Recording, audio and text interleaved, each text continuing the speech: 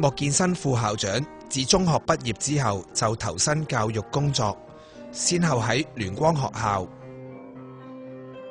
光明學校下午校同光明英來學校任教，至今已有42年。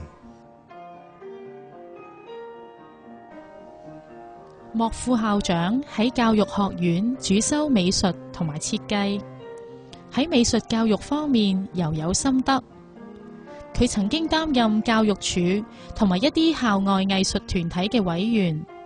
喺學校同埋社區大力提倡美術教育。莫副校長生長喺元朗嘅鄉郊，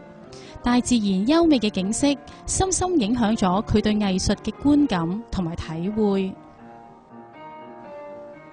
佢鼓勵學生利用簡單而環保嘅鄉土素材進行藝術創作，亦都經常帶學生進行風景、人物同埋實物寫生。咁唔單止可以訓練到學生嘅觀察能力，更加可以讓學生學會去了解同埋愛護周遭嘅環境，引發佢哋熱愛生活，感受生活中嘅真善美。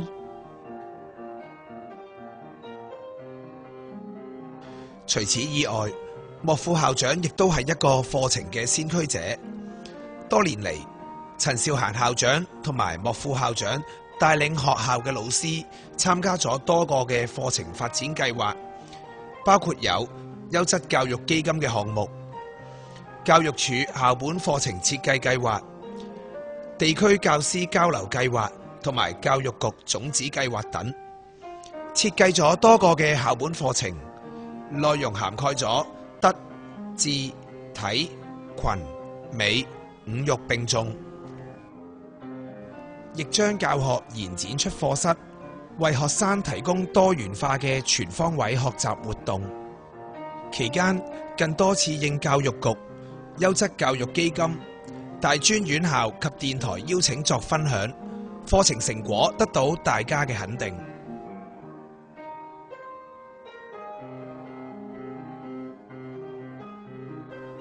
今日係莫副校長榮休嘅日子，雖然佢唔需要再返學校教導學生，但係唔代表佢會有好多空閒嘅時間，因為佢已經身負一項好重要嘅工作，就係湊孫啦。喺呢一度，我哋謹祝莫建生副校長退休之後生活美滿，家庭幸福。